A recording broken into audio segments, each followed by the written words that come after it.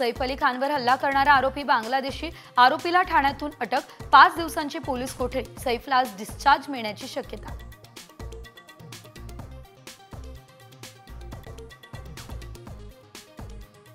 शाहरुख खानही सैफच्या घरी हल्ला करणाऱ्या मोहम्मदच्या निशाण्यावर 14 जानेवारीला किंग खानच्या घरी केलेला घुसण्याचा प्रयत्न।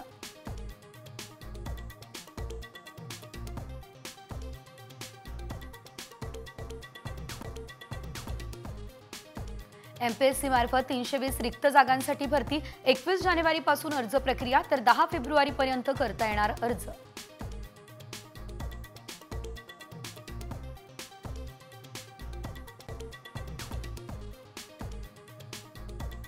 एसटी निविदेत घोटाळा उघड, पुन्हा एकदा प्रक्रियेची समितीकडून शिफारस, मुख्यमंत्र्यांच्या निर्णयाकडे सर्वांचं लक्ष।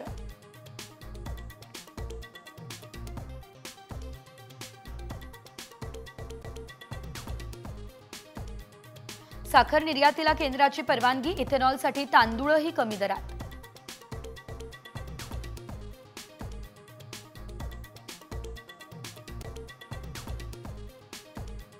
श्री क्षेत्र ज्योतिबाच्या मूर्तीवर उद्यापासून संवर्धन प्रक्रिया, उद्यापासून 4 दिवस भाविकांना मूळ मूर्तीचं दर्शन असणार बंद।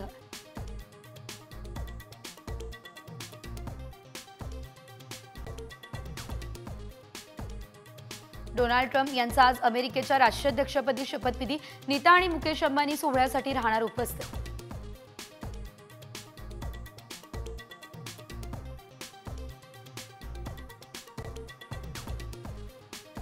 ऑलिम्पिक चॅम्पियन नीरज चोप्रा लग्नबंधनात अडकला, सोशल मीडियावरती शेअर केले फोटो, कुटुंबासोबत आयुष्याचा नवा अध्याय सुरू करत असल्याची केली पोस्ट।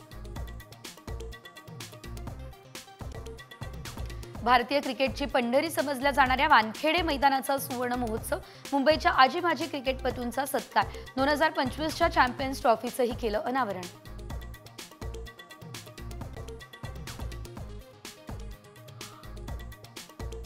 महिलांनंतर पुरुषांचाही डंका, पहिल्या खो खो विश्वचषकावरती टीम इंडियानं कोरलं नाव, तर अंतिम सामन्यामध्ये नेपाळचा मात्र धुव्वा।